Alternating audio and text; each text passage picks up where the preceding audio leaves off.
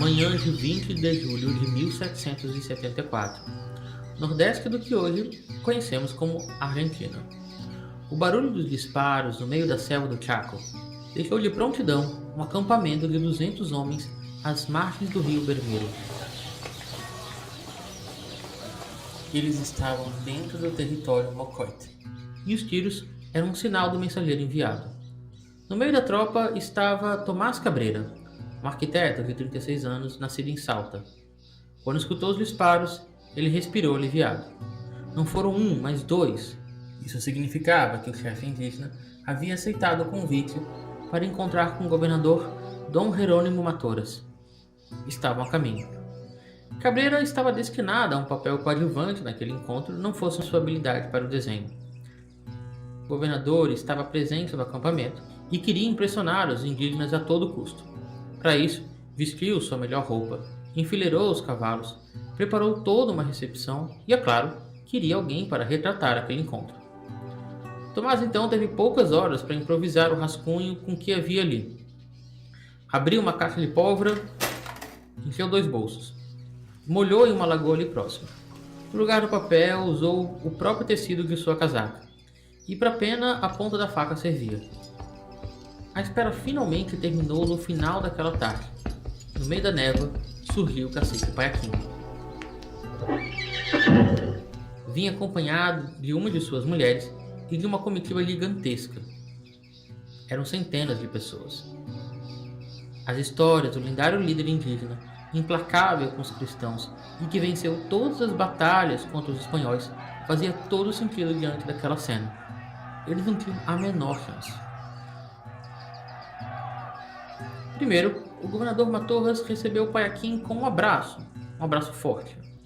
Algo que deixou a todos naquele acampamento surpresos. Finalmente, sentou-se com ele, com os intérpretes, e começaram ali 10 dias de extremas negociações. Aquela era uma expedição quase suicida.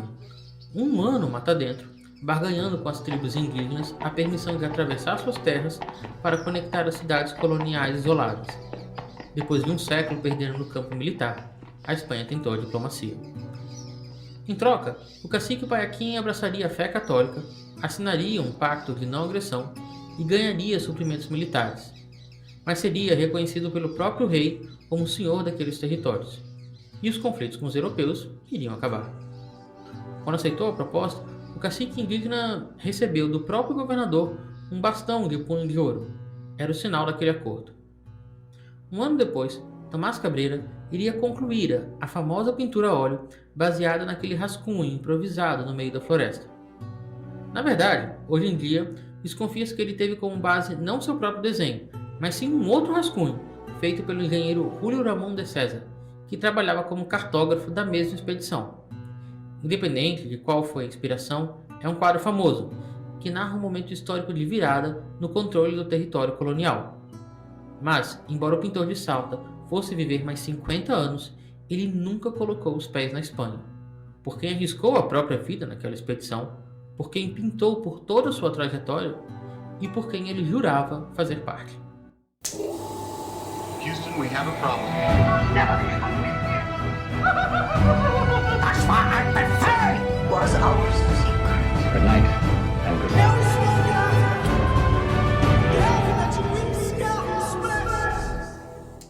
Olá, ouvintes que gostam de cinema. Olá, ouvintes que gostam de história. Esse é o ponto de encontro das paixões de vocês. Aqui é o Eduardo Chacon e esse é o Cinematógrafo, a história nos filmes, seu podcast de filmes e séries históricas.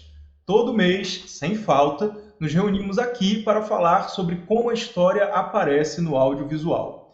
Esse podcast é realizado por queridos amigos aficionados por cinema e por história, incluindo aí o Nemo Souza, que vocês raramente escutam, mas é o cara que pilota a edição. E hoje temos algumas novidades, mas não vou entregar tudo para vocês agora. Antes, vou passar a bola para o nosso podcaster e documentarista, Gabriel Marinho. Fala pessoal, tudo bem? Bom, eu vou tentar manter o suspense aqui também, pelo menos enquanto eu conseguir. E aí a gente vai passar para aqueles recadinhos de sempre. Primeiro, vocês devem escutar uns barulhos no fundo durante o episódio. É o carro diário na rua, é a vizinhança gritando, é a obra do apartamento do lado, é o cão correndo atrás do motoqueiro, mas não se preocupe, você vai escutar perfeitamente o episódio, apesar desse som ambiente gostoso para acompanhar. É que estamos em 2021 e, ao contrário do que alguns pensam, a pandemia ainda não acabou. Mas é porque nós 4 aqui seguimos gravando em casa. Ainda não dá para ir para um estúdio com uma boa acústica, mas isso não vai impedir a gente de fazer um programa, né?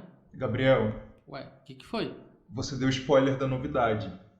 Não dei não falei nada. Não disse. Claro que deu. Você disse nós 4 seguimos gravando em casa. Nós 4. Eu não falei nós 4. Quer dizer, agora eu falei, mas que você fez eu falar, mas eu não falei isso. Ó, eu vou pedir o Querateima no VT, para que a gente no VAR, né, do podcast, para que a gente possa tirar isso a limpo. Mas eu não falei. E ao contrário do que alguns pensam, a pandemia ainda não acabou. Mas é porque nós 4 aqui seguimos gravando em casa. Mas é porque nós 4 aqui seguimos gravando em casa. Mas é porque nós 4 aqui, nós 4.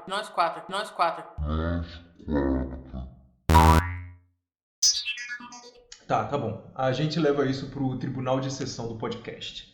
Então, como o Gabriel inadvertidamente adiantou... Eu não falei.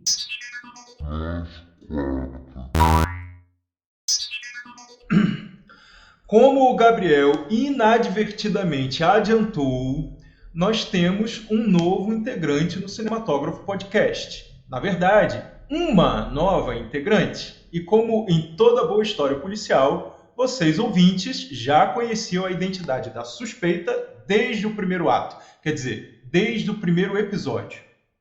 Ela voltou, pessoal, agora para ficar. E com vocês, Juliana Muylaer. Oi, gente! Tudo bem? Tranquilo, Ju. Seja bem-vinda. A casa é sua. Abra, entre sem bater. Ju, é muito bom ter você aqui. E agora, não apenas como nossa convidada, mas como membra efetiva desse coletivo. Nós ficamos muito felizes quando você disse sim para esse convite. Eu que tenho que agradecer. Fico muito feliz. Não poderia dizer não para esse convite.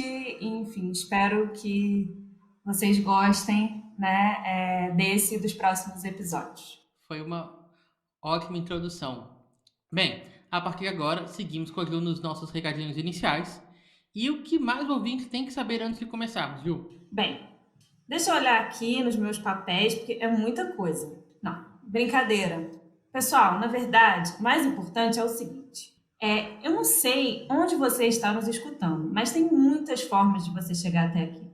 Spotify, Google Podcast, Deezer e até YouTube. Se o aplicativo der problema, não tem desculpa, você parte para outro, só não pode deixar de nos escutar. E complementando o que a Ju falou, vocês podem enviar mensagens para nós pelo e-mail cinematografopodcast@gmail.com ou pelas nossas redes sociais. A gente tem página no Facebook, no Instagram, no YouTube, no Twitter. É só procurar por Cinematógrafo, a história nos filmes, ou por @cinematógrafopc.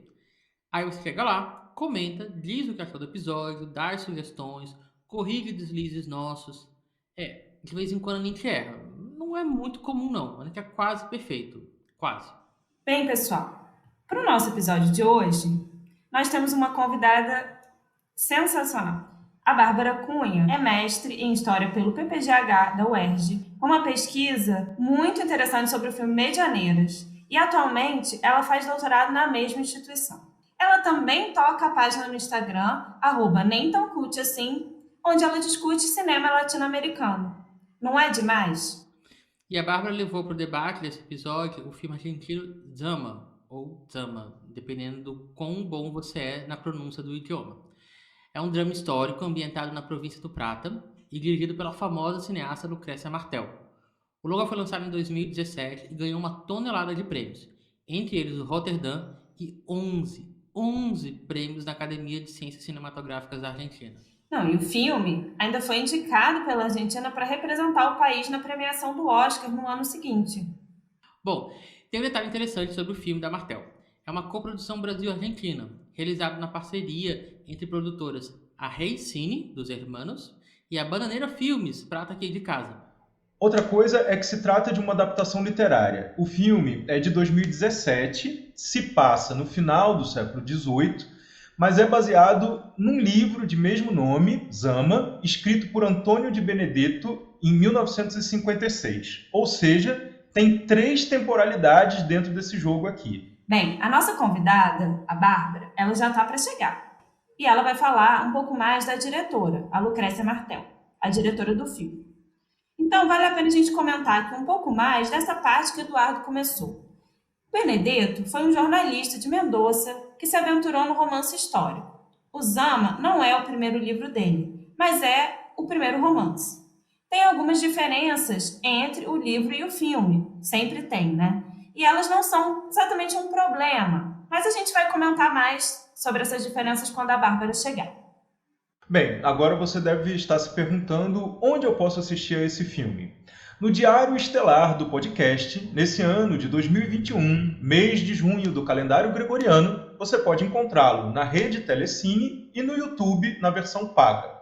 E caso você esteja nos escutando num futuro distante, talvez o filme esteja em outras plataformas, ou nem existam mais plataformas, ou nem cinema, ou filme, ou... Então, antes que o Eduardo continue aqui com esse futuro pós-apocalíptico, dadas as devidas apresentações, fica aqui conosco porque o programa de hoje vai falar sobre o filme Zama, é claro, mas também vai discutir o novo cinema argentino, como o nosso país vizinho usa a história como matéria-prima para os seus filmes e o dilema da identidade histórica dos portenhos.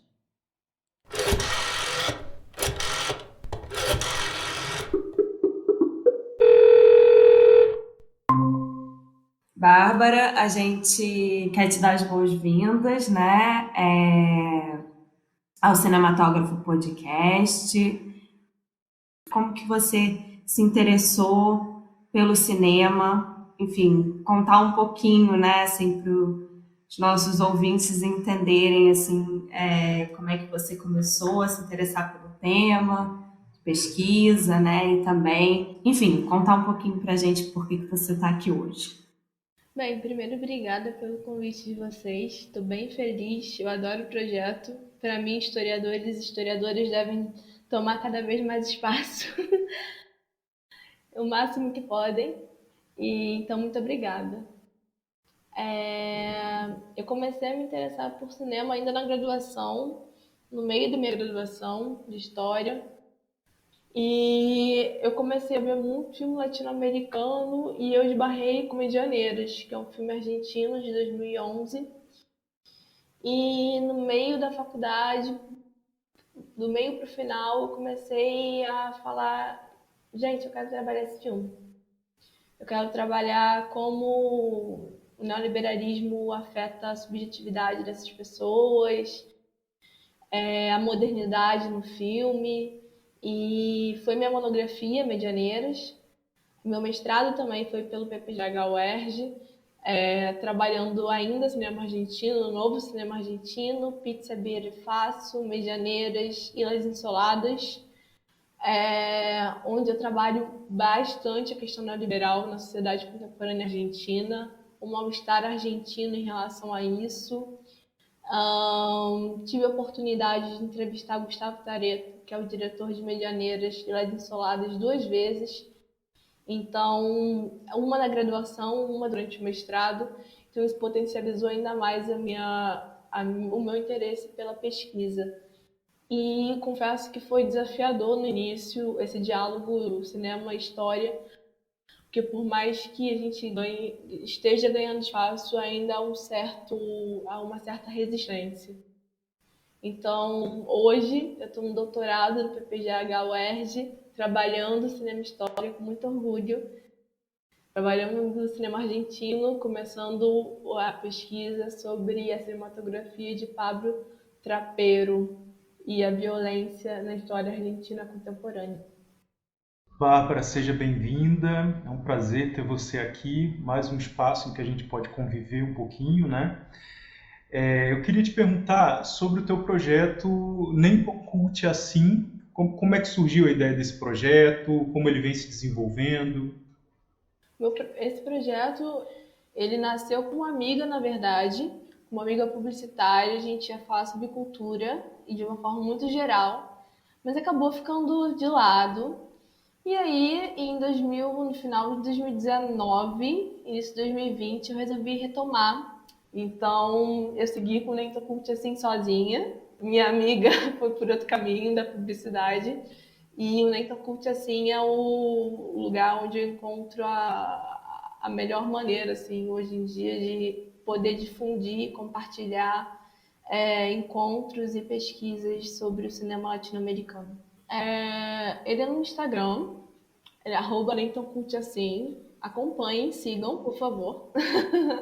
E é legal você me perguntar mais detalhes, porque tem algo que eu gostaria de salientar, que eu tenho muito orgulho, que são as lives que eu consigo fazer nele. Eu já fiz algumas lives com diretores como Pablo Giorgelli, Gustavo Tareto, atrizes como Mirella Garanucci, Moira Benicias, que são do cinema de do Pinheiro, que são do cinema brasileiro, do cinema argentino, enfim, de vários países latino-americanos. Então, essas entrevistas, eu acredito que potencializam ainda mais as pesquisas e também consegue fazer com que o Nem Tão Cult Assim chegue mais perto ainda do público, porque eles se interessam muito por essas entrevistas. Muito legal o projeto, fico super feliz que tenha um canal do Instagram com esse perfil. Tenho esse pecado que ainda não está seguindo, mas tipo, vou resolver isso em poucas horas, assim que a gente terminar aqui. Beleza. Mas eu queria te perguntar um pouco sobre essa sua área de estudo. Não, promessa é dívida, não se preocupa. Você estuda o novo cinema argentino. Sim.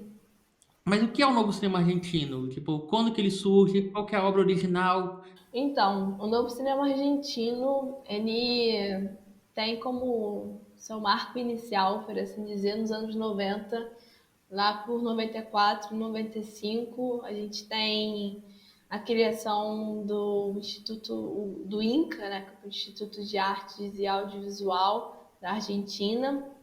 A gente tem um festival de histórias mínimas, histórias breves, e a partir daí vários curtas são lançados de vários estudantes ainda de cinema. O festival acaba caindo no gosto do público, ele consegue atrair muita gente, e esses festivais, na verdade, não só os curtas, mas também os longas que começam a acontecer nos anos 90, ainda de forma um tanto quanto precária, sem tanto investimento, fala muito sobre a realidade argentina nos anos 90. É uma realidade de fome, é uma realidade de pobreza, de desalento, de desespero. É uma realidade neoliberal muito crua, muito dura.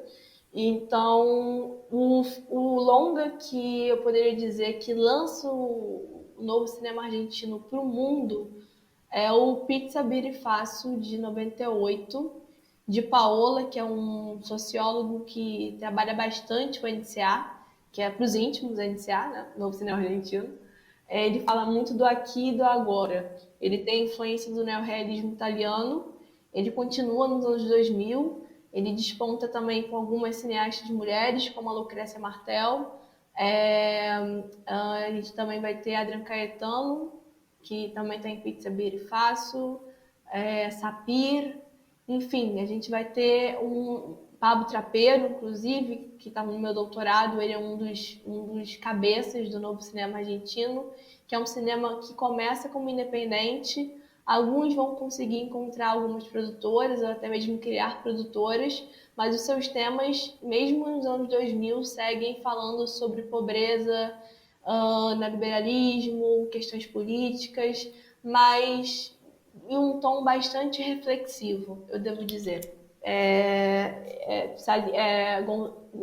Gonzalo Aguilar fala bastante sobre isso, como o NCA, ele acaba sendo um cinema muito mais reflexivo do que necessariamente combatente, de pé na porta. É um cinema mais intimista.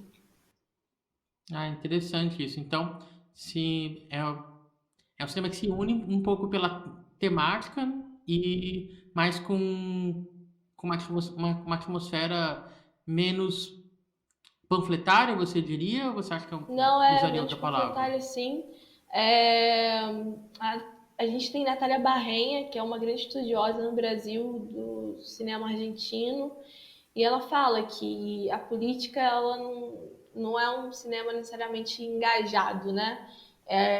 E muito menos panfletário, mas a política está ali intrínseca. A gente não nossos estudos não acreditam que vai existir um cinema político e também não despolitizado, apesar do NCA ter críticas sobre isso. Muitos falam que é um cinema despolitizado e explico por quê, até de onde vem essas críticas.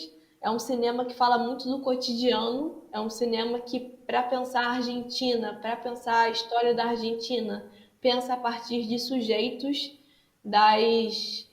dos sujeitos marginais, dos sujeitos ordinários. Então é como se a gente partisse do micro para o macro, do sujeito para pensar a história argentina. É muito difícil você ver um filme do novo cinema argentino, você encontrar um sujeito que estaria em um livro de história como um grande nome. Bárbara, e como é que foi durante a graduação o teu primeiro contato ou os teus contatos com essas relações entre cinema e história? Eu confesso que no início eu tive certas dificuldades em poder ter contato com esse diálogo cinema e história, seja por questões de ideias engessadas sobre o que seria esse diálogo, e era sobre isso. Era sobre encontrar pessoas com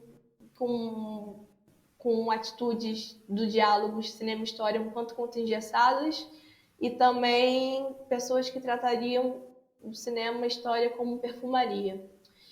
Então, porém, no entanto, todavia, contudo, eu encontrei, pessoas que eu não preciso nem dizer, né? Que me ajudaram demais, que têm uma bagagem incrível. E a partir daí, e no PPGH, né, na pós, eu pude ir encontrando novos caminhos e pessoas que apoiam essa área de trabalho. Sim, mas do início foi difícil, eu confesso.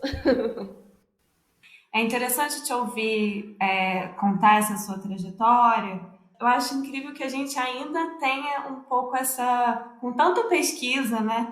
A gente ainda continua meio pedindo licença, né, para falar dessas temáticas. Por outro lado, acho muito interessante que a sua trajetória já traz uma questão que agora tem sido muito discutida e que é essa coisa do historiador no espaço público. Uhum. Né? Então é muito interessante que você, por um lado, tenha encontrado essas, né, vamos dizer, essas pedras no seu caminho que você fala, mas ao mesmo tempo você consegue sua trajetória também expressa que outros espaços que também estão se abrindo para o historiador. Se você quiser comentar um pouquinho de como que foi também essa sua passagem. Você já falou do Nem Tão Cult Assim, mas... Não, total. Eu acho que um pouco do Nem Tão Cult Assim, eu já tinha encontrado Flaviano, Carlos Eduardo na trajetória, felizmente. Mas eu acho que um pouco do Nem Tão Cult Assim é sobre isso, sobre ainda ter que pedir licença para falar sobre o que eu pesquiso. E então eu construí um espaço onde não há licença. Eu exponho o meu trabalho, eu construo, eu compartilho e eu acabo encontrando pessoas que, não só da história, mas também da história, tem historiadores lá, que estão empolgados, que veem sentido, totalmente sentido e importância e relevância nessas pesquisas. Mas também construir um espaço na internet em um lugar que eu me sinto bem, que sou acolhida e que também posso compartilhar e publicizar o que eu estou fazendo e também entrar em contato com pessoas que produzem, né, o conteúdo. Então, eu falo com diretores, eu falo com atrizes, com atores, enfim, com pessoas interessadas também no assunto. Então, eu acho que o Nem Tão Curte Assim tem um pouco disso também, do enfim, viu, eu consegui e tanto é que criei um espaço na internet para poder expressar isso. Eu acho que foi uma maneira de eu conseguir me expressar os meus estudos e de me sentir confortável, tipo, o meu cantinho, sabe? Bem, pessoal, finalizada a fase da entrevista, vamos ao debate. Sim, aquele momento de opiniões controversas, de espíritos exaltados, discussões violentas sobre cinema histórico, é agora. Que isso, Gabriel? Nunca foi assim. Porque tá online, né? Porque quando a gente voltar presencial vai ser tiro, porrada e bomba. Eu tenho essa expectativa, pelo menos. Vocês não têm, não? Então, não, depois a gente pode conversar amigavelmente sobre isso, né? E pensar se de repente não é melhor deixar o podcast online mesmo, né? É muita falta de sangue no olho, gente. Tipo, cadê esse espírito de debate? Parece que não. Bom, sem essa pretensão a uma carnificina crítica, né, normalmente nós começamos esse momento com uma breve sinopse do filme. E como a Ju chegou hoje, o momento de batismo dela é esse. Ela faz a sinopse. Ai, meu Deus. Vamos lá, né? Vamos ver. Seja, né, o que Deus quiser. Nemo. Calma, antes de tudo, a gente vai preparar aqui a ambientação, tambores, piano, metais, todos preparados. Ambientação colonial para Juliana. Colonial Argentina. Estamos às margens do rio Paraná, no final do século XVIII. É aqui que Dom Diego de Sama, um oficial da administração colonial, cumpre seu trabalho com notável dedicação. Ele espera com isso o reconhecimento de seus serviços, de seus superiores, para ser transferido para um centro urbano de maior importância. Entre ficar e sair, conhecemos um pouco mais da vida privada de uma pequena vila da colônia espanhola. O olhar preconceituoso com a população nativa, as relações de gênero, a relação com os escravizados e a idealização dos colonos sobre a metrópole e sua própria identidade. Um filme sobre as micro-histórias coloniais, estrelado por Daniel Jiménez Cacho, Lola Dueñas e Matheus Nastergalli. E com essa brilhante performance, acho que podemos começar. Gente, e Zama, da Lucrécia Martel, eu acho que é o filme histórico, o filme de época, a gente vai decidir aqui como chamar esse filme, né, como classificá-lo, o mais complexo em termos de narrativa que a gente já enfrentou no nosso podcast até agora, né? Eu acho que dos filmes que a gente já debateu, esse é o que mais colocou questões assim do ponto de vista da estética, com uma narrativa, eu não quero chamar de hermética, que eu acho que não chega a tanto, né? Mas uma narrativa não convencional, assim, né? O que vocês acharam disso? Olha, eu até achei eu não diria que não é uma narrativa convencional, assim, ela é bem linear, tipo, a gente consegue entender as relações de causa e efeito. Ela tem, na verdade, tempos narrativos muito distintos daquele que a gente está um pouco mais acostumado numa leitura mainstream. Sobretudo, acho que a primeira parte do filme. Então, isso me fazia muitas vezes parar, gente, essa história não engrena, parece né? estar andando um pouco para frente, assim. E a partir da metade do filme ela engrena, assim, que ela, assim, a gente entende que aquele personagem vai se movimentar a partir daquilo que foi colocado. Tem vários planos que sei lá, eu vou dar uma denominação aqui um pouco de supetão, uns planos meio quadros, assim, em que na verdade você está enquadrando mais uma posição de modelo dos personagens ali do que propriamente uma ação que está acontecendo. Isso é bem recorrente. Olha, eu acho que a primeira eu vou acabar dividindo em duas partes também.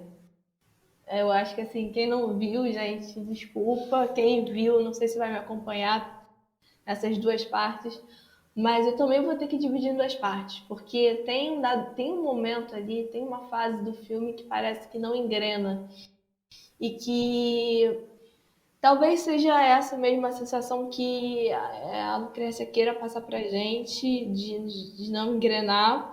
E eu acho até que a gente tem que tomar um certo cuidado, porque eu já li muito, já escutei muito que é sobre um filme sobre a espera. E a própria Lucrécia já falou em várias entrevistas que não se trata de um filme de espera, se trata de um filme de escolhas. Então, a segunda parte que é uma parte para mim que é mais movimentada, e você realmente consegue perceber ali sobre as questões as escolhas, as questões das escolhas ficam mais claras. Faz todo sentido o que você está falando, mas aí me remeteu a uma coisa. Você tinha dito um pouco antes, Bárbara, falado sobre o novo cinema argentino e falou sobre que é um cinema que encara dramas e perspectivas dessa sociedade argentina dos anos 90 e as suas questões colocadas. Você vê esse filme fazendo parte desse movimento? Assim, você vê que é uma leitura histórica de época de questões que são movimentadas dentro desse novo cinema argentino ou nada a ver? Então, amei a pergunta porque o novo cinema argentino ele tem um debate e eu acho que é um debate ainda muito pouco trabalhado, que é quais são os limites desse NCA, até onde ele iria. Tem os que defendem que já iniciou um NCA 2.0, tem os que falam, não, estamos tratando de cinema argentino contemporâneo. No entanto, Zama, ele traz questões que latentes do novo cinema argentino, sim, como a questão do preconceito, a questão da identidade do argentino.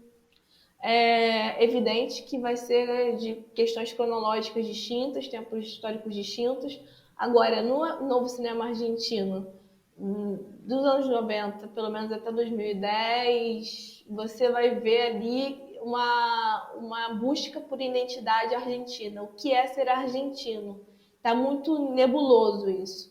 E, como eu falei, né, Zama é um filme de escolhas e eu acho que tem essa marca ali do Zama escolher ou não ser um homem desta terra e não de uma terra europeia, por exemplo. Então, de alguma maneira, tem alguma ligação. É interessante, Bárbara, que você levantou essa questão, né, da relação centro-periferia e como ela se coloca no cinema argentino dentro da própria história, da formação, né, da sociedade. Muitos filmes a gente tem uma visão meio heróica, né, assim, da colonização, e eu acho que esse filme quebra, né, porque é uma visão bastante, assim, pelo contrário, uma visão bastante decadente, né, e talvez daí por isso esse filme também essa espera, né, da primeira parte e essa sensação de que nada acontece tem a ver um pouco, né, essa temporalidade do filme também tem a ver um pouco com isso, né, com a forma como esse filme, né, e aí eu queria que vocês comentassem, né, Gabriel e Eduardo, o que vocês acham, como que ele, de alguma maneira, também está ali pensando, né, e propondo uma outra leitura, né, desse passado colonial. Eu li uma entrevista com a Lucrécia Martel em que ela foi questionada sobre em que esse filme se diferencia dos anteriores dela. Ela é uma diretora com pouca produção, né, em termos quantitativos, ela tem poucos filmes, e os anteriores, né, O Pântano, Menina Santa, A Mulher Sem Cabeça, são todos filmes contemporâneos, que se passam na mesma época em que eles foram produzidos. E aí, quando ela lança o Zama, a crítica ficou um pouco assim, para onde que a Lucrécia Martel vai agora, né? O que ela está querendo fazer com esse filme que se passa em outra época e que tem algumas características formais que se diferenciam dos filmes anteriores, porque nos anteriores havia poucos atores e atrizes, as histórias se passavam muito nos interiores das casas, e esse tem muita externa, muita paisagem. E aí ela falou, olha, se você olhar bem, não tem tanta diferença não. Eu acho que eu continuo discutindo a classe média argentina, só que eu resolvi discutir numa outra temporalidade. Eu não sei que nome, ela diz isso, eu não sei que nome teria a classe média lá na Polônia, no século XVIII. Eu sei que esse conceito não existia lá, não sei como se chamariam essas pessoas, mas havia pessoas que eu posso comparar com a classe média argentina hoje. E eu quis pensar essas pessoas lá. Foi isso que é uma adaptação literária, né? Então ela falou, o livro me atraiu por conta disso.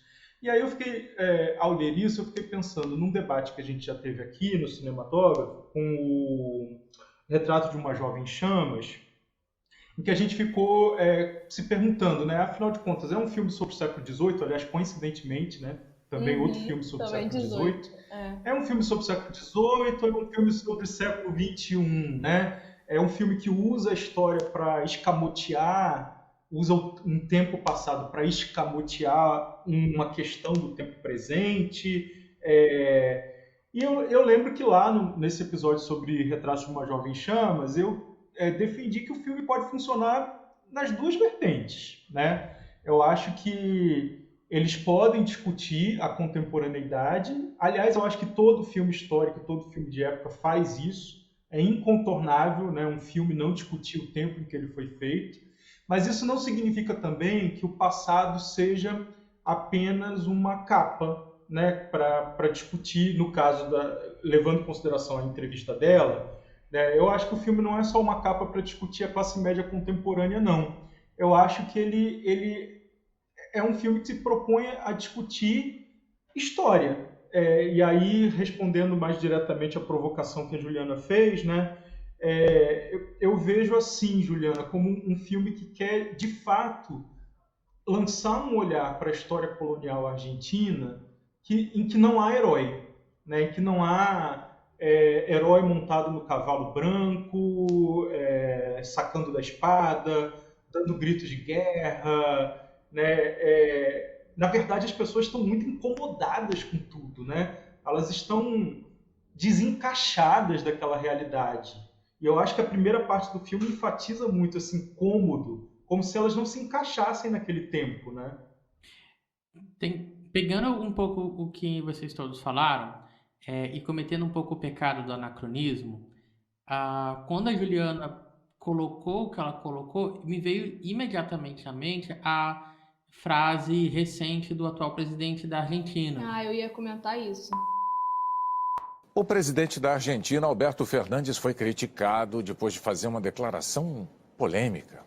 No encontro com o primeiro-ministro da Espanha, Fernandes disse que os mexicanos vieram dos índios, os brasileiros da selva e os argentinos de barcos que saíram da Europa. Ele afirmou equivocadamente que essa era uma citação do escritor mexicano Octavio Paz, mas na verdade essa frase é de uma canção argentina. Horas depois, numa rede social, Fernandes pediu desculpas. E que remete muito a como essa sociedade colonial, essa sociedade argentina, brasileira também, eu acho que é um traço de várias elites sul-americanas, tem dificuldade em conseguir se enxergar dentro da sua formação, assim, da onde eu vim. E aí, quando vocês colocam sobre um filme sobre formação, sobre a construção da classe média, eu fico, gente, essa é uma história já antiga. Quando você falou sobre essa frase do presidente, é muito latente, porque, assim, eu vou aqui fazer...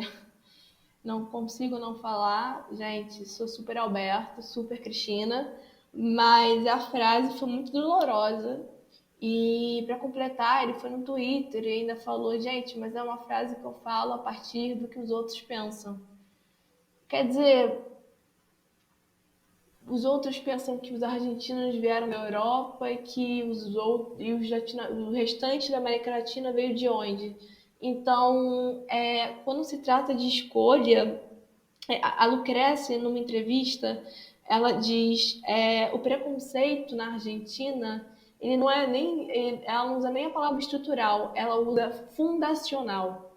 Se a gente para e pensa sobre a questão do passado em relação aos povos indígenas e aos escravizados, aos que, enfim, aos escravos, sabe? Não há debate. Não é que não haja não haja ponto, pum e basta. Não é que não haja ponto, mas há muito pouco. E a Lucrécia, me parece que ela vem resgatando isso. E isso que o Alberto falou é um reflexo do que a Lucrécia está tentando falar no filme. O argentino pensa que, não qualquer argentino, né? Mas muitas vezes o argentino pensa que que a Buenos Aires é a Paris da América Latina. Parece que essa ideia não foi superada muitas vezes. E colocando uma perspectiva, assim, acho que isso é um traço geral, inclusive da nossa própria elite brasileira, assim, que se projeta dentro de valores ou de uma historicidade que é pelo menos questionável. E aí, claro que no filme a gente explora um pouco como isso acontece na sociedade argentina, mas isso não é só próprio deles. É tipo, a gente também comete os mesmos problemas em falas e comentários que muitos de nós comentamos. Mas me parece que ali é um convite de tentar perceber como que isso acontece nessa sociedade portenha e como que isso já é um traço histórico, não é algo contemporâneo. Não é hoje que essa sociedade se enxerga na Europa. Isso já faz bastante tempo. Só uma observação para finalizar. Afinal, o Zama, afinal, ele... Gente, dando spoiler, quem não viu, meu Deus. Mas, assim, quem o salva, né? Quais são os personagens que levam de barco? Não por acaso. São índios. Então, essa questão da Argentina com o seu passado, com a questão indígena, com a questão da escravidão, ela ainda há muito a ser pensada. Eu fiquei pensando, né? Mas eu queria trazer um pouquinho para a gente pensar um pouco na estrutura, né, do filme, que eu acho que o Eduardo comentou, né? Ele foi adaptado, e aí essa é um pouco a questão que eu queria trazer, a partir de um livro. Quais são os desafios, né, que a gente pode pensar, né, num filme histórico, que é feito a partir de uma obra literária? Nossa. Tá. Bomba. Juliana lança Não, é porque assim... Hiroshima, Nagasaki e Juliana. Então, é porque eu quero tentar responder de uma maneira, porque né, Juliana, você perguntou como um desafio geral, mas eu tenho algumas questões em relação a essa adaptação de Zama. Zama é de Benedetto, 1950 e alguma coisa, se não me engano. E assim, eu já li vários... 56. Oi? 1956. 56, né? Isso mesmo. E ela já disse que é o livro favorito dela e que ela simplesmente assassinou o livro para poder fazer o filme. Tanto é que, se você pensar na estrutura do filme, o livro ele demarca tem vários marcos temporais, e no filme não. No filme, enfim, é uma adaptação, é um desafio. Como você vai pegar um livro que abarca tantos anos, porque ele vai abarcar uma quantidade de X de anos, e, se não me engano, é quase uma década, e no filme, não. No filme vai ser de outra estrutura, com outra tomada de tempo. Então, eu vou fazer esse adendo sobre a Lucrécia em relação ao sentimento dela, até com o Di Benedetto, porque ela tem uma relação muito particular com o Di Benedetto, por também ser alguém que se recusava a dialogar muito com o Centro Cultural de Buenos Aires, é o Centro Cultural portenho. Ele sempre teve ressalvas com a Lucrécia, ela se identifica muito com o autor. Mas, Juliana, sua pergunta, de modo geral, do tipo, me diga sobre os desafios, eu acho que eu vou passar para o Carlos Eduardo, hein, Carlos? Tá, Aceito, Bárbara, peguei. Então, Juliana, eu acho que a gente, da mesma maneira que a gente tem uma diversidade de produções cinematográficas que a gente pode chamar de filmes históricos ou de filmes de época, filmes que se relacionam com o pretérito, né, com o passado, acho que a gente tem uma diversidade na literatura também. Acho que não existe um único modo da literatura se relacionar com o passado. E aí acho que isso entra na conta também da escolha desse romance, Zama, especificamente, né, que a Lucrécia resolveu adaptar, como a Bárbara falou, por ser um livro preferido dela, um livro com o qual ela já tinha alguma intimidade. Eu acho que ele, apesar dela ter estraçalhado, não lembro qual foi o termo que a Bárbara utilizou. Sim. Qual foi, Bárbara? Assassinado. Foi. Apesar dela ter assassinado, eu li também uma entrevista, que talvez tenha sido até a mesma, né, em que ela fala que já tinha ali alguns elementos nesse romance que atraíam, né, que ela falava assim,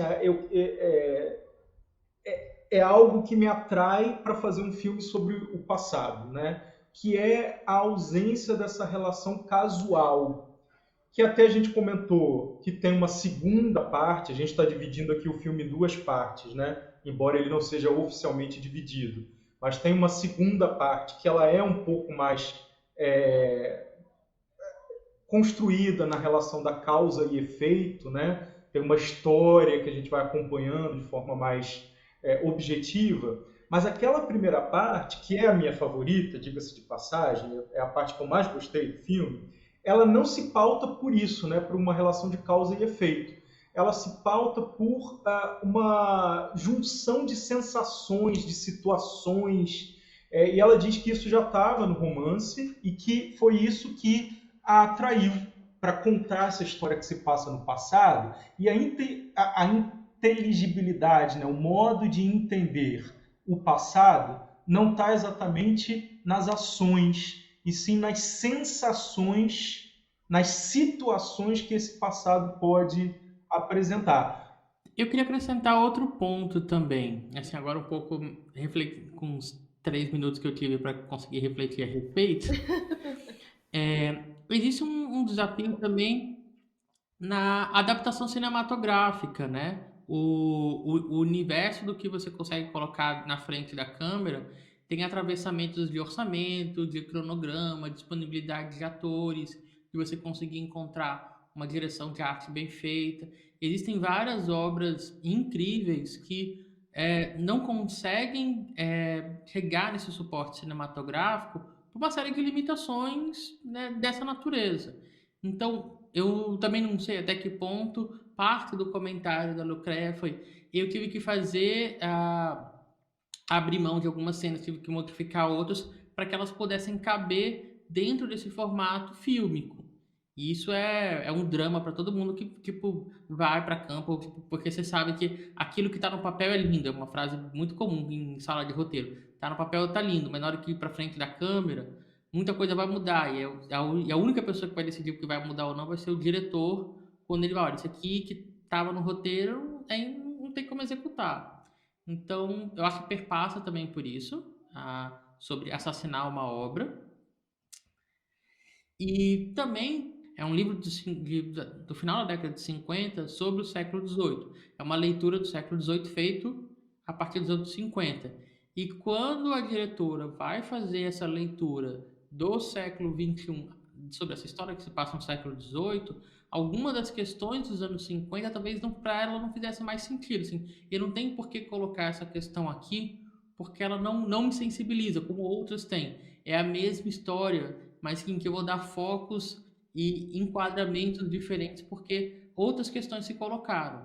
E talvez por isso ela sinta que talvez o que mobilizou o autor da obra original não é o que mobiliza ela para contar a mesma história. Eu acho que vocês foram muito além do que eu podia imaginar quando eu lancei a questão. Mas, não, é só assim, me lembrei de um detalhe que ela demorou 10 anos, né, para lançar esse filme. Então, talvez ajude um pouco a entender. São tantos os desafios, né, técnicos aí, da ordem, da especificidade de uma, né, da produção de um filme, né, histórico dessa ordem, mas também esses desafios aí, né, como contar a história, né. Eu queria trazer uma questão para vocês. É o personagem do Matheus Nastergalli, o Vicuna Porto. Adoro. Me parece que ele tem um papel alegórico no filme. Só que talvez a minha falta de conhecimento da história da Argentina, ou então da cultura e da sociedade argentina, não me permite alcançar que alegoria é essa.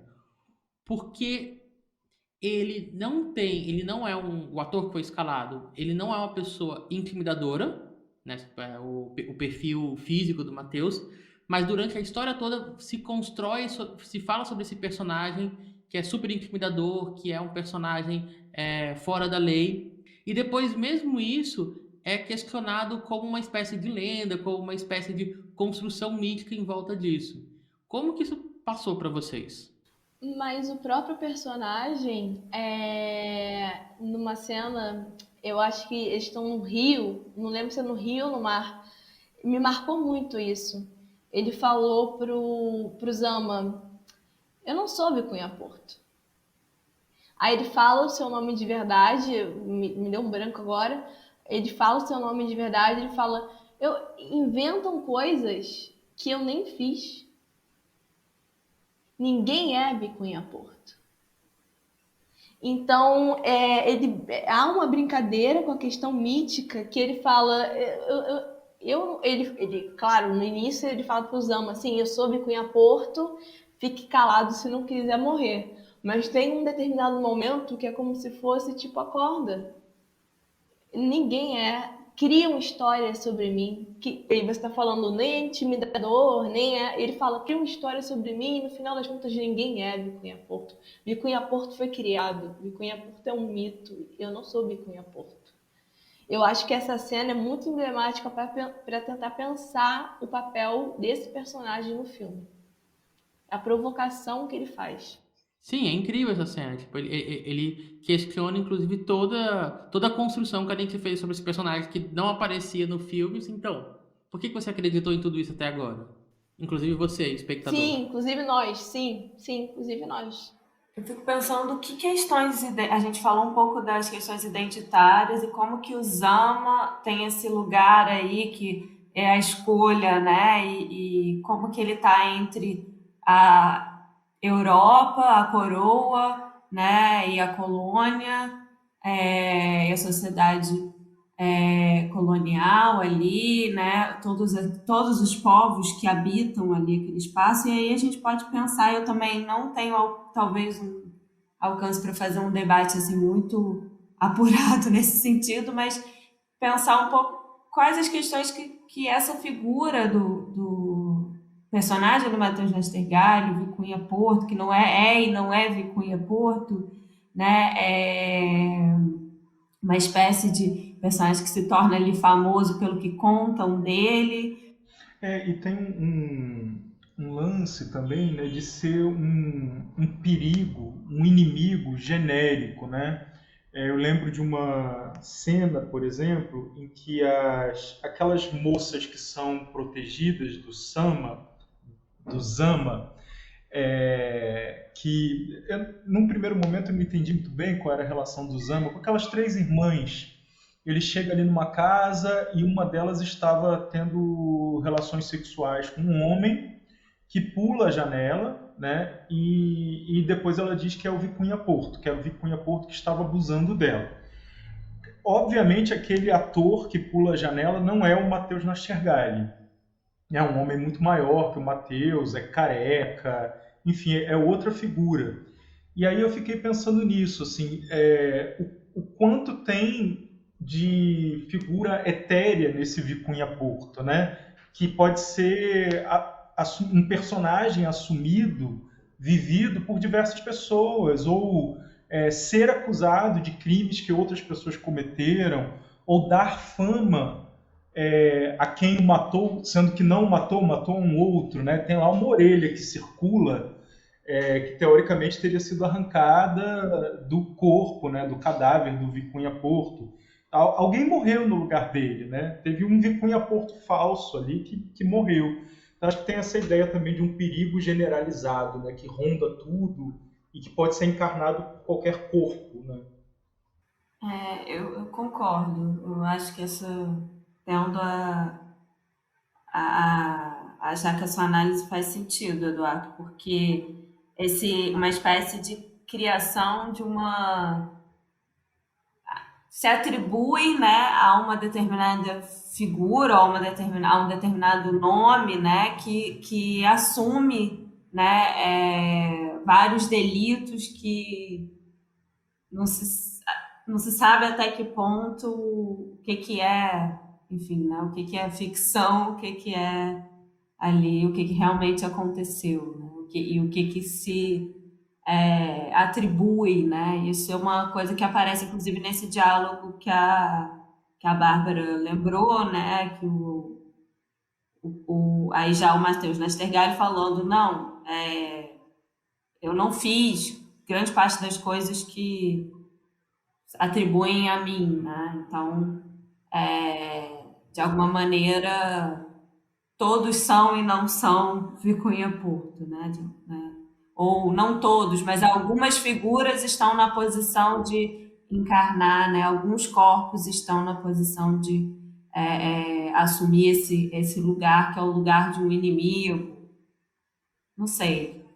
É curioso, pegando isso que a Jo falou, como que essa sociedade, na pequena vila que aparece no início do filme, aparentemente a identidade dela é construída a partir de fabulações externas, né? Sobre essa Espanha, essa Europa que sempre falam, da onde vem ordens, mas ninguém nunca viu, ninguém nunca pisou, e sobre esse inimigo também que ninguém nunca viu, mas que ronda a cidade e que é capaz de aglutinar todo aquele grupo. Não. Temos um perigo chamado Vicunha Porto que nos ronda e que ele é real, mas ele não tem cara.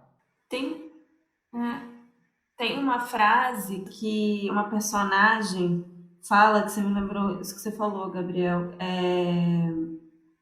que a Europa, né, conhece melhor a Europa quem nunca lá foi, né, se lembra melhor da Europa quem nunca lá foi, uma coisa assim. Então, eu acho que tem a ver um pouco com esses lugares imaginários aí que também constroem a identidade desse lugar, dessa aldeia.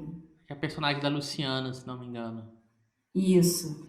Tem uma bola que eu queria levantar aqui em relação à ambientação, né? Figurino, cenário, que eu confesso para vocês que é uma parte de que eu gosto muito em filmes históricos ou filmes de época, porque eu acho que elas são, se bem feitas, claro, elas são tão eloquentes quanto os diálogos, ou talvez mais eloquentes. Eu acho que nesse caso aqui, especificamente, e sobretudo na primeira parte, a ambientação fala mais do que as palavras, né? Do que as situações que estão sendo encenadas. Eu gostei muito do figurino e do modo como ele parece inadequado nos corpos. Tem sempre tecido meio que sobrando nos corpos dos atores e das atrizes. As perucas raramente são encaixadas com perfeição. Elas vão subindo e deixando transparecer o cabelo, o cabelo natural. Então o cabelo aparece por debaixo da peruca. Fica uma coisa no meio do caminho. Tem um homem de recados, um mensageiro, escravizado, um negro escravizado que funciona como mensageiro, que ele está usando peruca e casaca, mas uma tanga, e está descalço. Só uma tanga na parte de baixo e descalço. Então é uma figura dúbia, né? Ele está com um figurino que remete à Europa, da cintura para cima, e com uma ausência de figurino que remete à condição dele de escravizado e a crueldade desse sistema, do sistema escravista, e como ela é sentida, né? E os outros personagens, mesmo que não sejam tão óbvios assim nessa dualidade, eu acho que também essa peruca que nunca se encaixa, esse suor excessivo, né? A pele sempre marcada pela gordura do calor e tal, me remeteu muito a essa inadequação, né, de uma sociedade que quer ser europeia, mas não pode ser europeia, porque o clima não permite, né? Nossa, perfeito, Eduardo. Você foi falando, eu fui lembrando do filme, e é curioso porque quando a gente faz esse tipo de leitura de figurino e caracterização de época, a primeira coisa que a gente faz é essa coisa meio bater temporalidade, né? Ah, esse tecido não era usado naquela época, esse tipo de casaco não era usado e tudo. Mas tem uma outra coisa que nos escapa muito, que é a ideia de como que era usado, né? Dificilmente uma peruca branca como aquela estava perfeitamente colocada nesses corpos, a não ser se você fosse pousar para uma pintura feita por um retratista. Na hora do vamos ver ali, você tinha muito de improviso, essas roupas nunca estavam bem passadas, nunca estavam bem alinhadas, e eu acho que esse filme capta muito isso, assim, de que a pintura histórica que você usou como referência, ela foi posada. Eu acho que o filme está toda hora me lembrando isso. Mas eu concordaria um pouco com o Eduardo também, que eu acho que mais do que questionar essa até uma relação com a própria pintura histórica que eu acho que aparece, né, em muitos filmes, né, na forma como eles constroem essa ambientação e numa tentativa às vezes, né, de construir uma imagem meio perfeita, né, dessa sociedade, às vezes até detalhista, né, na construção desse figurino. Eu acho que tem uma coisa proposital no filme para causar esse incômodo dessa tentativa de europeização dos trópicos é uma tentativa sempre fracassada, né? Assim, não sei se vocês veem dessa forma. Sim, sim. Eu acho que isso foi usado de forma verossímil e simbólica. Sim, super concordo. Os animais também, né? Eles circulam muito pelos interiores. Isso me chamou muito a atenção. Porque assim, cavalo na rua, lhama na rua, é uma coisa que você espera ver numa ambientação de época. Mas de repente você está num bordel, ou que parece, né, um bordel, um cabaré, sei lá, e aí tem um cavalo dentro do bordel. Você está conversando com o governador ou com o representante do governador e a lhama começa a afundar no teu cangote, num gabinete, né, numa espécie de escritório. E acho que isso demonstra também o quanto esses limites entre a ideia de uma sociedade civilizada, inspirada na Europa, e o que há, né, o que efetivamente existia na concretude daquela existência daquelas pessoas, está sempre sendo invadida pela natureza, né? O meu silêncio é só concordância, tá, Eduardo? Tipo, Não, nossa, o meu assim, também. E eu pessoa do- já tô pensando em outra questão meu que eu quero também. levantar, mas eu concordo, totalmente. E é porque eu tava com uma inquietação. Levante aí, Bárbara, coloque na mesa. O meu silêncio também foi de concordância e foi de inquietação, porque eu tava lembrando aqui também do destino do Zama, né? Porque ele tá esperando, bom, não é um filme sobre espera, mas ele espera uma resposta da corte, e assim, ele não quer ir para o que seria o centro daquele lugar, que seria uma Buenos Aires. Ele quer ir para um lugar chamado Lerma. E Lerma fica em Salta. É uma cidade de Salta. E isso foi mudado. do livro. Originalmente é um lugar central que ele gostaria de ir, e a Lucrécia mudou. E eu acho que tá aí mais um traço de quanto ela quer puxar Zama para reflexões de questões mal resolvidas na Argentina. Porque, como ela bem diz, ela vem do norte, e é onde tem maior comunidade de indígenas, por exemplo. Então, e é um tema pouco explorado ainda lá. Então, queria pensar um pouco também sobre esse movimento, para onde ele quer ir, além dele ter um filho aonde ele está, né? Ele tem um filho aonde ele está e mesmo assim ele quer ir embora. Então, enfim, fiquei com isso Um na filho cabeça. com uma mulher indígena, né? Sim, Eu tive a impressão que parte do desejo dele de sair daquela cidade era para reencontrar uma família. Eu entendi errado isso no Eu tô- filme? eu também. Não, é isso Não. mesmo. É isso mesmo. Só que Ah, também tem um filho ali. E só que é um filho, como eles falam, né, bastardo. sim, bastardo. E aí no início do filme, quando eu acho que ele tá entrando num bordel, ele dá essa referência que ele prefere mulheres brancas, assim, ele faz essa, se não me engano, tem esse bem no início do filme. E aí remete, assim, aquela família que ele construiu com aquela indígena, para ele não reconhece como uma possibilidade de família. Não, só ia comentar que não reconhece e, tipo, não reconhece mesmo, quer fugir daquilo, quer fugir daquele lugar, quer encontrar uma esposa branca que seja,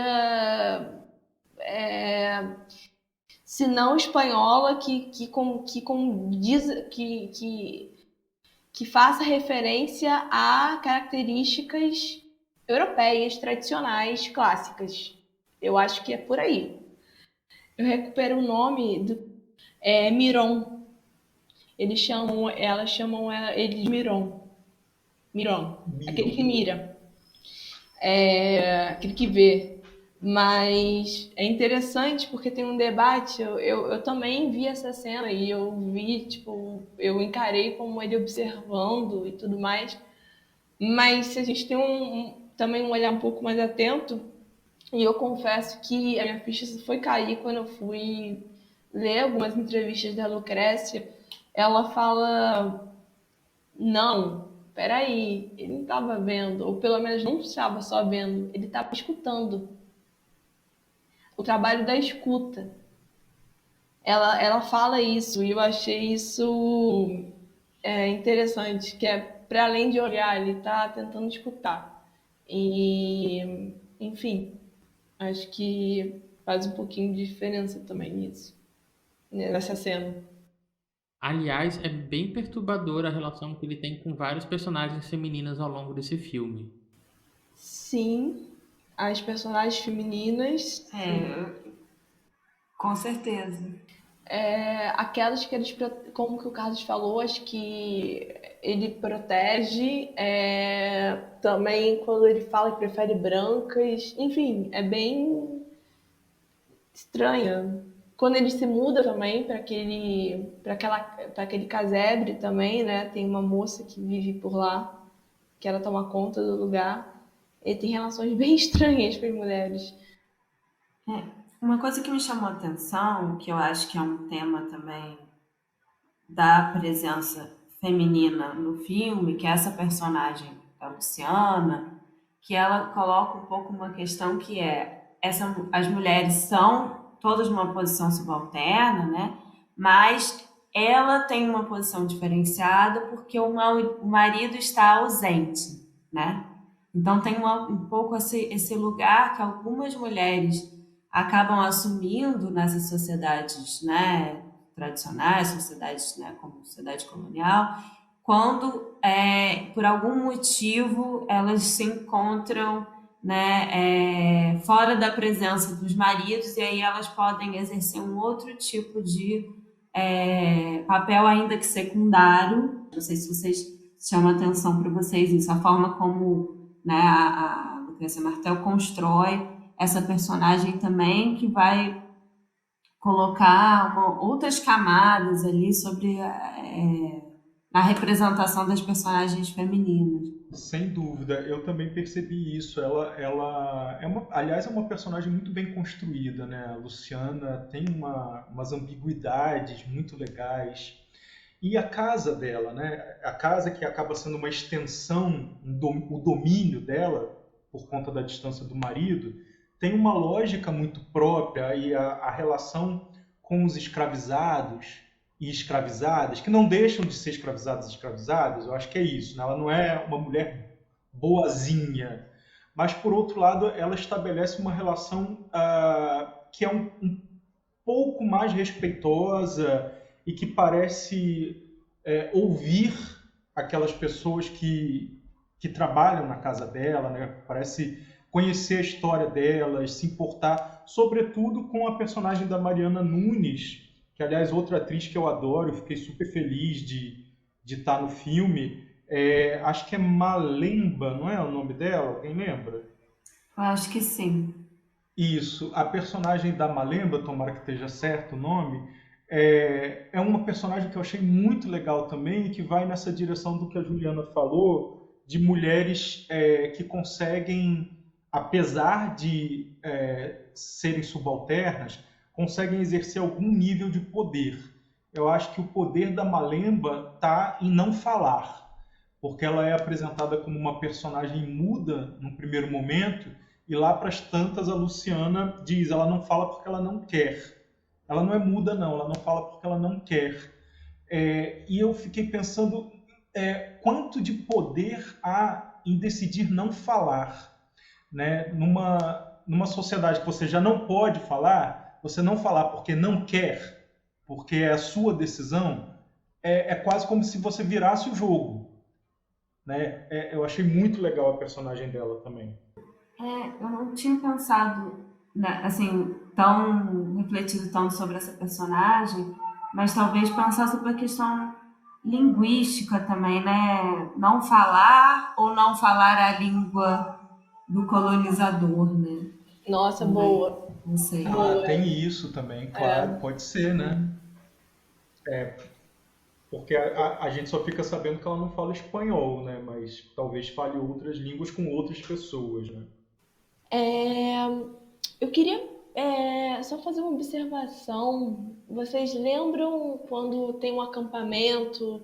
Já está na segunda parte que a gente adotou essa coisa, né? De primeira parte, segunda parte. Quando eles estão no acampamento e passam pessoas e o personagem do Vicunha Porto fala: fica quieto que assim você sobrevive, né? Eles não escutam algo, ou eles não enxergam algo, acho que eles não enxergam. Eles não enxergam. Eles não enxergam. Isso. Quem seriam essas pessoas? Porque eles... Não, quando eu falo quem seriam, eu já tenho assim, meio que uma resposta no sentido que o Vicunha Porto mesmo, ele fala algo como eles foram castigados ou eles foram... E quem fez isso foram vocês. Algo do tipo. Então... O primeiro movimento dele fala, quem castigou? Foi o Vicunha Porto? Aí ele fala, talvez tenha sido vocês. Sim. Eu não acho que aqueles personagens porque são cegos, sei lá, talvez posso estar viajando muito, mas talvez uma questão ancestral de matança mesmo em relação aos indígenas, não sei, posso estar viajando, mas eu acho que os castigados, o Cunha Porto está levantando uma questão do tipo... O que vocês fizeram? E essas pessoas são as que vocês maltrataram, enfim. Posso estar enganado. Essa parte, né, essa segunda parte, tem várias coisas ali que chamam a atenção, né, assim, em relação a isso que você falou, essas personagens que parece que são meio enigmáticas, que estão nesse diálogo, nessa cena. E aí depois também a forma como aparecem os indígenas, né? Também uma questão que me chama um pouco a atenção, como é que aparecem os indígenas nesse momento de uma outra forma, né? O momento que eles são capturados, né? Sim. E aí tem as tintas, e aí as tintas tem. Na cena inicial tem a lama, e agora tem a tinta que é vermelha, Sim. né? Não sei o que vocês teriam a falar assim, um pouco dessa segunda parte, como é que aparece essa entrada desses outros, né? Uma nova entrada das populações indígenas em outro contexto que não é de relação da sociedade colonial como escravizado, ali uma outra situação. Fazendo um meia-culpa, que eu acho que eu tive algumas dificuldades de leitura, Ju, porque me parece que ela está remetendo muito a uma historicidade própria da Argentina, sobre como que ela lidou com as suas populações indígenas. E eu acho que foi violenta, assim como o Brasil foi violento com as suas populações indígenas, só que parece que foi uma violência exercida de forma diferente. E daí, por exemplo, talvez essa metáfora de uma população que permanece viva, mas está cega, faça todo sentido para esse público-alvo da Lucrécia e que talvez para a gente tenha um pouquinho mais difícil de alcançar. Teve alguns momentos ali que gente, isso tem provavelmente tem um alvo muito certeiro esse discurso aqui, e eu que estou com dificuldade de alcançar porque eu não tenho esse repertório da historicidade colonial da Argentina.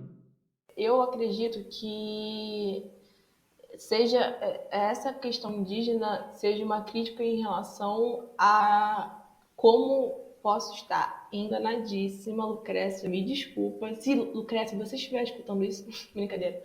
Mas assim, me parece que é muito do tipo, nós não falamos sobre isso. Não é que na Argentina não se fale sobre, de novo, eu não quero levantar de uma forma genérica. A Argentina não debate sua questão indígena, não é. Mas pensar aqui, eu acho que conhecendo a história argentina, até onde vou, até onde minha perna vai na história argentina, o debate acerca da questão indígena é muito pouco ainda, muito pouco mesmo. Mas para além de ser pouco, por exemplo, deve ter algum ponto que por que ela preferiu falar que os negros não falam e os índios não enxergam? E isso, gente, tem algo aqui.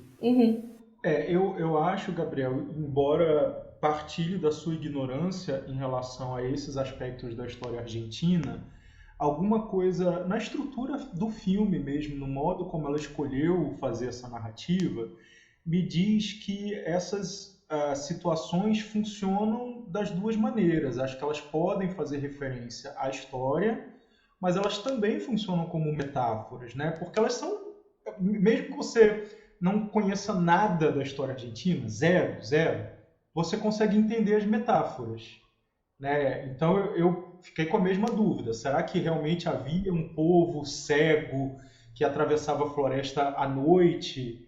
Será que a tinta vermelha desse povo indígena é tão vermelha assim? Porque é um vermelho fosforescente, né? Uma coisa linda, aliás. É um dos momentos em que a fotografia se esmera no filme. E aí eu fiquei assim, será que é tão vermelho? A gente fica com essas dúvidas, né? Aquela relação do será que é verdade? Será que é assim mesmo? Será que é dessa maneira que acontece? Como a gente não tem repertório para responder se é isso ou se não é, eu acho que acaba funcionando como metáfora. E aí a metáfora de um povo cego, mas que se locomove à noite muito bem, porque a noite é mais segura para quem é cego, nos remete a todos que foram metaforicamente cegados pelo sistema colonial, mas que não ficaram paralisados pela cegueira, continuaram se movendo na noite. E aí a noite é o contrário, né? Aí à noite o jogo vira, porque quem enxerga fica perdido. Né? Quem não consegue, aliás, falando novamente, quem é vidente, né? Quem tem visão, à noite, num contexto colonial, com pouquíssima iluminação ou sem iluminação, aí é a pessoa que está perdida. Mas quem já foi cegado pelo sistema consegue se locomover. E aí a presa é quem antes era o predador, né? Eu também eu acho que essas questões que a gente não conhece, né, da história, essas lacunas da história argentina, que talvez a gente esteja falando aqui de coisas que, né, pessoas que conhecem melhor essa história colonial, enfim, possam ter outras referências. Me parece também que eu concordo com o Eduardo, que essas questões funcionam como metáfora dentro da narrativa, e mais ainda, eu acho que, e aí gostaria de tirar essa deixa de repente para a gente poder até encerrar aqui, porque quem é o público também desse novo cinema argentino, e especificamente, né, pensando nesse filme, que talvez não seja um público só da Argentina, né? Acho que a Bárbara pode, de repente, comentar um pouquinho. Também é um público, é um cinema que circulou muito, né, em circula muito em festivais internacionais, que tem um reconhecimento. Então, de alguma maneira, talvez o filme ele precise também funcionar, essas metáforas precisam funcionar para pessoas que não, como nós, não têm essas referências, né, sobre esse passado colonial tão, né, enfim, dentro de uma questão do que é realista, o que não é, né? Bem, acho muito interessante o comentário da Juliana sobre qual seria o público do novo cinema argentino, até onde chegaria o Zama, enfim, é interessante pensar. Então, o público do novo cinema argentino, para além dos argentinos, com a leva de novos diretores, você consegue chegar a um público internacional, inclusive a Lucrécia Martel, por mais que ela tenha feito filmes incríveis no início dos anos 2000, super reconhecidos. Zama pelo menos o que a literatura, a crítica, sobretudo a Argentina, vem dizendo, é que Zama é o que dá a Lucrécia Martel a grande fama, enfim, internacional, meio que concretizada. Então, eu acho que o filme ele chegou a Zama, especificamente Zama, da cinematografia dela, chegou a lugares bem, bem, bem longe, assim. Tá certo, tá certo. Bom, pessoal, foi um super prazer aqui ter a Bárbara conosco, tá? A gente vai ficando por aqui. Bárbara, sim, sinta-se super em casa, tipo, todo convidado é parte da família cinematógrafo, então agora você já tem a chave de casa, então. Ai, gente, muito obrigada a cada um de vocês, obrigada pelo convite, obrigada pelo projeto, é muito bom, eu falei pro Carlos desde o início, eu amei a ideia, historiadores e historiadoras ocupando todos os espaços possíveis e impossíveis, e sigam @nemtãocurteassim no Instagram, lá eu partilho pesquisas, trabalhos, entrevistas, e vou gostar muito América Latina lá, para todo mundo. Então, meu muito obrigada a quem está ouvindo, a quem ouviu, a quem ouvirá e a todos vocês. Não, e obrigada a você por você aceita esse desafio. Ai, gente. Bom, chegamos aqui no final do episódio e como é tradição, a gente vai fazer aquela listinha de pessoas que têm ajudado na divulgação do episódio.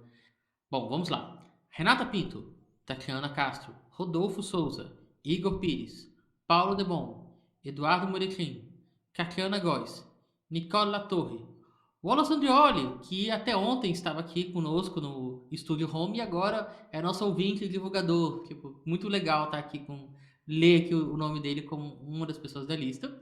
E a Valesca de Oliveira. Ela, em especial, nos ajudou bastante com material de divulgação, fazendo a edição de parte dele. Então, muito obrigado, Val, pela força. Bem, pessoal, temos uma outra novidade, essa não tão animadora assim. O Nemo de Souza, nosso editor, que ajudou a gente com a vinheta, fez a vinheta, que ajuda editando as nossas vozes aqui. Vocês escutam 1/3 do que a gente realmente gravou, ele que passa a parte da semana toda escutando as nossas vozes repetidamente. ele vai sair do nosso projeto. Ele acabou seguindo por outros caminhos, está envolvido com 1 milhão de projetos, está ficando cada vez mais pesado para eles. Isso é um ótimo sinal, tá? Significa que o podcast está crescendo, exigindo cada vez mais trabalho da gente, e que o Nemo também está crescendo com os trabalhos dele, estão exigindo cada vez mais. E tem horas que a gente tem que fazer escolhas, então esse é o último projeto, o último episódio dele conosco. Vai fazer muita falta, mas eu tenho certeza que ele vai continuar escutando a gente, dando a força que a gente precisa de onde estiver. E sempre quando a gente estiver com alguma emergência e a gente precisar de algum bote salva-vida, eu tenho certeza que o Demo está aqui para ajudar a gente com isso.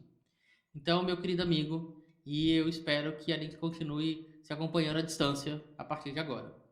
Bom, e além de tudo que o Nemo fez pelo podcast, né, pelo cinematógrafo, que o Gabriel já falou, ainda cabe lembrar que o Nemo é o criador da nossa vinheta, né, a nossa famosa vinheta do podcast.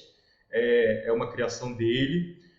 Também tenho muito a agradecer ao Nemo pela parceria, pela dedicação, por tudo que ele nos ensinou.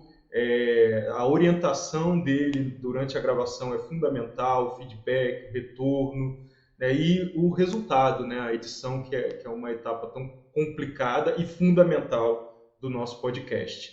Nemo, muito obrigado, a casa é sua, sempre que você quiser, entre sem bater. Bom, eu tô entrando, né? E o Nemo tá saindo, infelizmente. Mas, assim, queria agradecer, né? Também como entrevistada no primeiro episódio. E agora, nesse trabalho, foi muito bom trabalhar com você. A gente espera, né? Como eles falaram, a porta tá sempre aberta e a gente espera muito sucesso aí nos seus outros projetos. Olá, ouvintes! E aí, galera? A vantagem da gente ser editor de som é que a gente tem alguns poderes a serem exercidos durante a edição e este é um deles.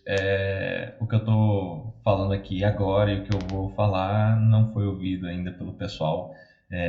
Vocês vão ouvir todo mundo junto, porque inicialmente eu não tinha intenções de falar nada, porque meu perfil, eu sou mais de trabalhar nos bastidores, não sou muito de ficar à frente, assim. Mas depois de tanta demonstração de carinho e não consegui deixar de agradecer, então eu queria agradecer demais pela parceria, pelo apoio, pela confiança, por esses momentos que a gente passou aí nesse período. O Cinematógrafo foi um projeto legal, porque ele deixou a gente pensar um pouco sobre outras coisas enquanto essa pandemia estava rolando, então ele era meio que uma espécie de momento de respiro, assim, quando a gente podia se distrair com alguma coisa e focar menos com essa tragédia evitável que, infelizmente, assolou a gente. Então foi muito legal trabalhar com vocês. É muito legal ver a Ju chegando, trazendo as mulheres aí para dentro do cinematógrafo e dando mais poderes para elas aí. Eu acho fantástico isso. E eu tenho certeza que o meu substituto vai mandar bem também na edição, a gente já está preparando ele. Mas a vida é isso, a gente pega o trenzinho da vida, troca de vagão, conhece algumas pessoas e chega uma hora que a gente tem que descer numa estação. Eu estou descendo agora, mas ele segue viagem aí com o pessoal, toda a equipe e com vocês aí.